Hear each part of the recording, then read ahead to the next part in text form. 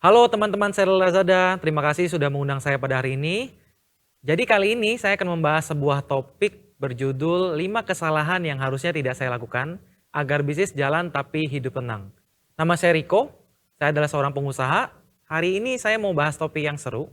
Kenapa? Karena ketika kita menjalankan sebuah bisnis, bisnis itu menjadi sangat menyenangkan sebenarnya. Tapi ketika kita ketemu problem di tengah, di mana kita ditipu sama karyawan kita kena komplain dari konsumen, atau ada paket pengiriman yang salah, yang tidak sesuai dengan ekspektasi kita. Dan akhirnya bikin hidup kita nggak tenang. Nah, hari ini saya mau merangkum sebuah materi yang saya percaya ini bisa membantu teman-teman sehingga bisnisnya bisa semakin berkembang.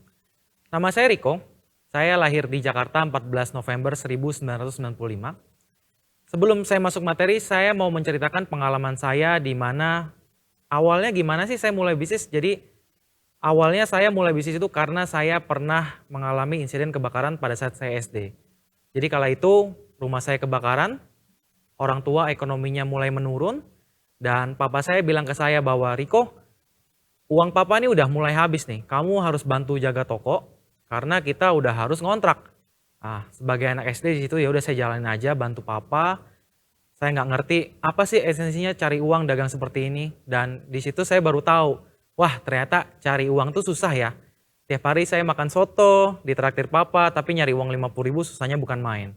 Nah dari situlah cikal bakal saya mengerti bahwa oh ternyata gini toh cari uang.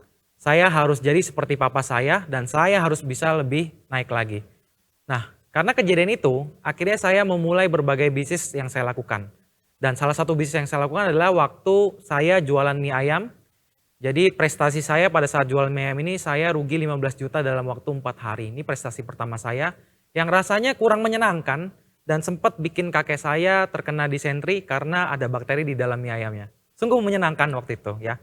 Namanya bisnis pasti mengalami gagal, jadi saya mulai deh beralih untuk menjadi seorang MC. MC yang tidak profesional tapi berbicara di mall-mall. Karena kebetulan mereka terima karena muka saya agak dewasa gitu. Akhirnya saya mulai nge-MC dan mulai dapat komplain di mana-mana, dan akhirnya saya berpikir oke, mungkin ini saatnya saya menjadi seorang content creator. Jadi saya mulai move ke sosial media, saya menaikkan followers di Instagram, di Twitter, saya dibayar atas postingan yang saya lakukan. Waktu itu saya punya banyak akun dengan banyak followers. Dan ada satu kalimat yang bikin saya tercengang dari mama saya. Mama saya bilang gini, Riko, kenapa kamu nggak jadi seorang pengusaha aja? Pengusaha itu bisa menjadi seorang yang sukses tanpa ia harus terlalu sibuk menggunakan ototnya untuk bekerja. Wow, di situ saya emes dong. Akhirnya saya udah deh tanpa berpikir panjang, saya mencoba peruntungan saya dengan berbisnis aksesoris handphone. Jadi prospek pertama saya adalah teman-teman di sekolah, kemudian di kampus, itu mereka merupakan market saya.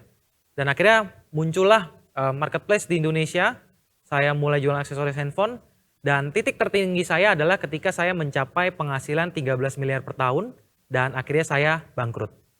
Kenapa saya bangkrut? Karena saya melakukan kesalahan-kesalahan yang saya lakukan dan saya rangkum pada topik ini, yang mungkin bisa membantu teman-teman semua. Akhirnya saya mulai membangun bisnis online saya dengan move untuk pertama kalinya, move ke bidang lain, dan saya bangun yang namanya Alona. Jadi Alona sendiri singkatnya adalah sebuah perusahaan edukasi bisnis online yang mengajarkan para pengusaha pemula untuk belajar digital marketing. Nah kemudian bisnis kedua saya bernama dropshipper.com. Kita adalah sebuah company yang menghubungkan antara orang yang mau jualan online tanpa perlu stok barang dengan orang-orang yang punya barang. Jadi kita hubungkan, ada di sini kita ajarkan.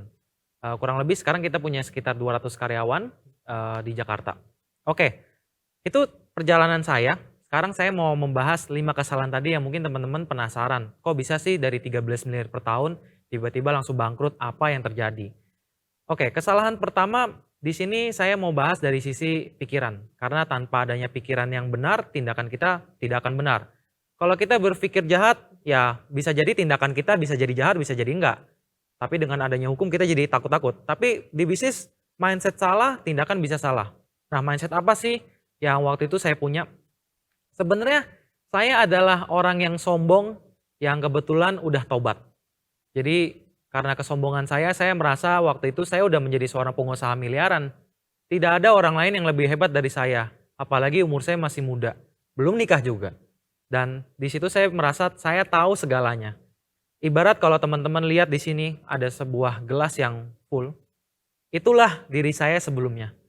Saya tidak pernah menerima ilmu apapun yang diberikan oleh orang lain, nasihat yang diberikan saya tolak semua. Ibarat kalau kita nuang air ke dalam gelas ini, air itu akan tumpah dan terus tumpah sampai akhirnya tidak ada manfaatnya. Dan akhirnya setelah kebangkrutan tersebut, saya mulai mengosongkan gelas keilmuan saya seperti ini, dan ketika ada ilmu-ilmu yang masuk saya terima, saya serap, sehingga ilmu-ilmu tersebut bisa saya praktekkan. Nah, kebanyakan orang merasa bahwa gelasnya sudah penuh, saya sudah hebat, tidak ada orang lain yang lebih hebat. Sampai titik ada masalah dalam bisnisnya atau dalam hidupnya yang menjatuhkan dia, dan disitulah adanya kesadaran. Nah, saya pengen teman-teman nggak melalui masa ini, karena seorang pembisnis yang humble, dia adalah pebisnis yang akan tumbuh. Karena kita butuh relasi, kita butuh network, dan kita butuh bekerja sama dengan orang lain. Sehingga kita harus menjadi gelas yang kosong. Oke, saya kasih contoh bagaimana perjalanan saya dalam membangun mindset saya dari gelas yang kosong menjadi gelas yang berisi tapi tetap kosong. Nah, saya waktu bangkrut itu, saya mulai beli mesin seharga 10 juta rupiah. Ini adalah mesin salah satu produk di company saya untuk pembuatan di casing handphone dan gelas. Kala itu saya nggak ngerti apa-apa tuh tentang produksi, jadi saya mulai beli mesin ini dengan harga 10 juta tanpa saya tahu detailnya. Dan akhirnya di situ saya mulai tanya banyak temen, gimana sih cara produksi barang ini supaya saya bisa jualan online nih, baik di marketplace ataupun di sosial media. Terus gimana cara penggunaannya, gimana kalau rusak. Saya pelajarin terus tahun ke tahun ya, jadi bukan hari, bukan bulan, tahun ke tahun. Sampai akhirnya saya mendengarkan semua masukan, komplain, semua konsumen kasih masukan, saya tumbuh dari masukan tersebut, akhirnya mesinnya berubah jadi mesin 10 miliar. Dan ini adalah mungkin dari salah satu contoh kenapa sih seseorang yang punya gelas yang kosong ketika menerima masukan kritik ataupun kadang hinaan dari orang-orang terdekat, kita bisa mengubah itu jadi satu hal yang positif dan jadi satu bisnis yang menyenangkan gitu. Dari segi mindset dulu. Oke. Nah, contoh lagi saya mungkin kasih contoh teman-teman seller Lazada. Jadi mungkin teman-teman yang baru memulai ketika berbisnis di Lazada, teman-teman menggunakan Lazada sebagai platform untuk mendapatkan konsumen. Teman-teman nungguin orderan datang, kok tak kunjung datang ya? Ada yang salahkah dengan produkku? Atau ada yang salah dengan traffic yang aku alami? Dan akhirnya setelah teman-teman dapat order 1, 2, teman-teman bersemangat. Mulai masuk ke komunitas, mulai tanya sana sini, sampai akhirnya ada teman-teman yang bilang, hey, kalau kamu mau memperbesar penjualan di Lazada, kamu harus beriklan dong. Beriklan di Lazadanya sendiri, ataupun beriklan di sosial media untuk menuju ke Lazada lagi. Supaya penjualan kamu semakin meningkat. Dan disitulah Anda bilang bahwa, menarik juga ya. Oke, saya akan coba. Dan Anda coba, terus Anda gagal, akhirnya Anda berhasil. Inilah contoh dari Anda bisa mengosongkan gelas Anda. Mau seberapapun income Anda, derajat kita sama-sama manusia. Cuman kita harus tetap humble sama semua pembelajaran yang ada. Mau income yang besar ataupun income yang kecil. Nah, ini salah satu juga contoh mindset yang seharusnya. Ini adalah sesosok pria tampan bernama Rico. Ceritanya dia sangat suka dengan pertandingan sepak bola. Akhirnya dia nonton di TV dan yang seharusnya sebagai gelas yang kosong, saya harus all out nih mempraktekannya. Ya udah deh, Rico harusnya nonton di lapangan bola. Jadi kalau mau terjun, terjun sekalian, mau basah, basah sekalian. Begitulah seharusnya ketika kita dapat mindset yang bagus, kita praktekkan dan jalan. Oke, ada 2 problem yang bikin seseorang itu tidak bisa bergerak. Dalam artian dia udah mau coba, oke saya udah tahu kok saya punya problem di marketing. Saya udah tahu, tapi kenapa saya tidak mau mencoba? Nah, saya membaginya dengan 2 contoh. Jadi problem manusia itu ada 2 biasanya. Satu yang internal dan yang satu lagi adalah eksternal. Mungkin Anda udah tahu nih, ketika Anda punya problem di eksternal, saya harus ngurusin pajak saya, branding, marketing, operation. Ya, tapi yang sebenarnya harus dibenerin bukan eksternalnya dulu. Yang harus sebenarnya dibenerin adalah internalnya dulu. Bisakah Anda menjadi seorang yang humble, optimis, punya speed yang cepat, dan Anda gila-gilaan dalam bekerja? Kalau internal Anda ini nggak dibenerin terlebih dahulu, maka hal-hal eksternal tidak akan jalan. Ya. Sama mungkin seperti kita sekolah dulu ya, kita menganggap bahwa ilmu matematika penting ya, Tapi saya kok malas? Ya, rasa malasnya itu karena Anda tidak punya goal mencapai sesuatu yang Anda inginkan sehingga Anda nggak mau ngerjain gitu loh. Tapi kalau internalnya benar, oke, saya mau belajar, saya di sini haus akan ilmu, saya harus jadi eh, juara satu di matematika. Nah, barulah eksternal ini skill-skill matematika tersebut bisa Anda benerin. Jadi saran saya, benerin internalnya dulu, baru mulai masuk ke eksternal. Contoh mindset yang harus dibenerin. Nah, gimana sih cara membenarkan internal kita? Mungkin yang teman-teman tahu, kita bisa mulai dengan membeli buku dan membacanya. Yang dimana mungkin sebagian orang pilih habis beli nggak dibaca juga gitu. Atau kita juga bisa mengikuti berbagai seminar atau pelatihan yang membahas tentang spesifik ilmu tersebut. Tapi sayangnya kejadian tersebut bikin Rico menjadi orang yang pernah mengikuti seminar selama 24 kali dalam setahun dan tidak ada satupun materi yang dipraktekkan. Jadi saya lebih ke bantuan sosial aja sih ke pembicaranya gitu. Dan hal yang terpenting yang bisa kita lakukan adalah dengan berkomunitas. Apalagi kalau online gini, kita bisa nge-reach orang, bonding sama orang lebih mudah lagi. Dan networking ini kadang ada hal-hal atau ilmu-ilmu yang nggak didapetin dalam buku ataupun seminar yang sebenarnya nggak dilakuin sama orang lain. Jadi kalau bicara soal networking, kita masuk ke kesalahan kedua yaitu tidak mau berkomunitas atau tidak networking gitu.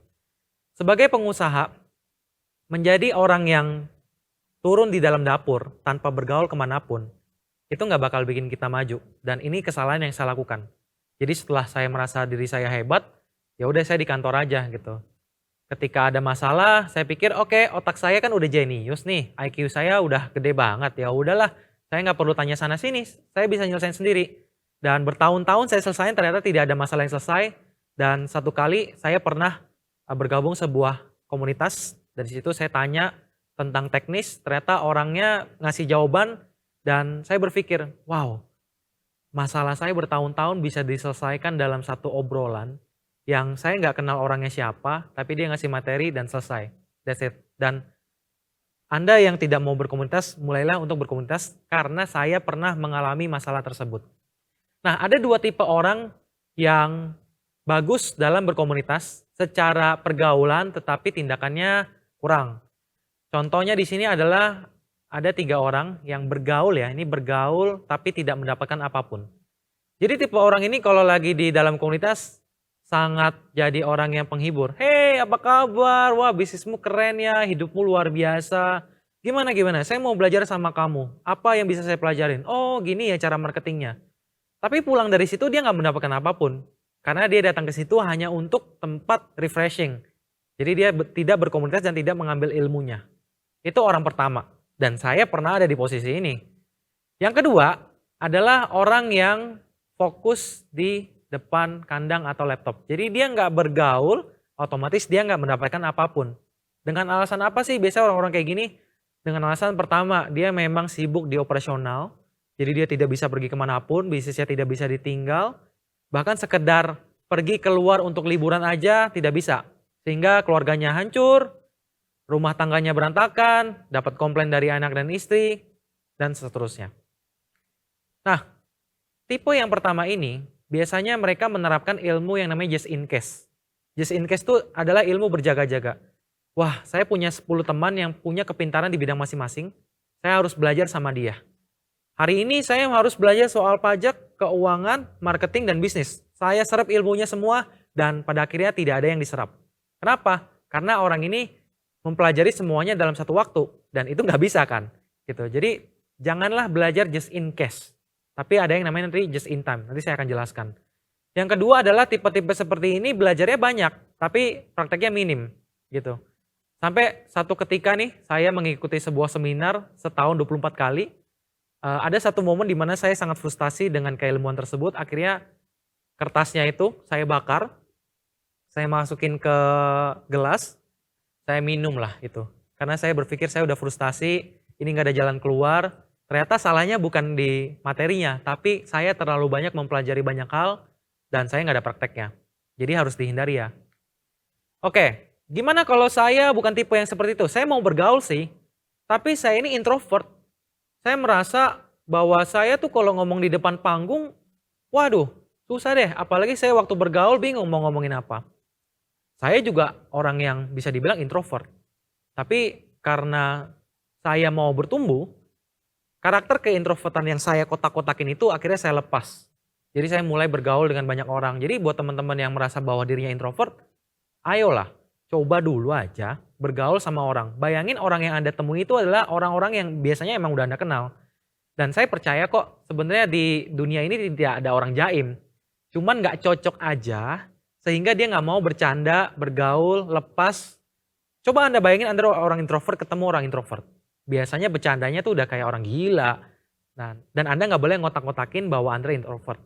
Oke, berikutnya adalah dia merasa bahwa saya terlalu buang waktu, saya nggak akan mendapatkan manfaat apapun. Dan juga terlalu sibuk dengan operasional. Kalau Anda merasa buang waktu, percayalah saya pernah ada di posisi itu. Dan kalau Anda nggak percaya, coba satu kali aja Anda keluar, belajar dengan orang lain. Dan Anda mulai delegasi tugas-tugas Anda di company, biasanya Anda akan dapat insight. Oke, terus gimana nih cara networking yang benar? Yang pertama, networking yang benar itu Anda aktif berkomunitas. Definisi aktif berkomunitas adalah jangan terlalu banyak mengharapkan ilmu yang bisa Anda dapat dari teman. Tapi Anda coba beneran temenan dulu sama orang. Supaya orang tuh nggak mikir bahwa Anda tuh ngemis-ngemis ilmu. Dan ketika Anda beneran temenan, orang mau terbuka. Jadi ada rumus yang namanya give dulu, baru take. Artinya Anda bantu orang dulu atas ilmu yang Anda tahu, baru nanti orang itu akan terbuka dan mau ngasih ilmunya juga. Dan buat tipe-tipe yang belajar banyak hal dalam satu waktu, jadilah seseorang yang just in time. Jadi just in time ini adalah tipe belajar yang saya mau fokus dulu di satu bidang. Saya mau beli buku di bidang itu, saya mau ikut seminar, dan saya mau mempraktekannya. Apalagi saya juga mau bergaul dengan komunitas tersebut. Ibaratnya, kalau Anda suka dengan satu hobi, misalkan saya suka dengan ikan cupang, saya akan gila-gilaan dengan ikan cupang tersebut. Bahkan mungkin pada saat ikan cupangnya kawin atau bertumbuh besar atau mungkin ada lecet sedikit, saya bisa tahu. Kenapa? Karena saya punya passion sama ikan tersebut. Nah, disitulah Anda mengambil contoh ketika Anda belajar.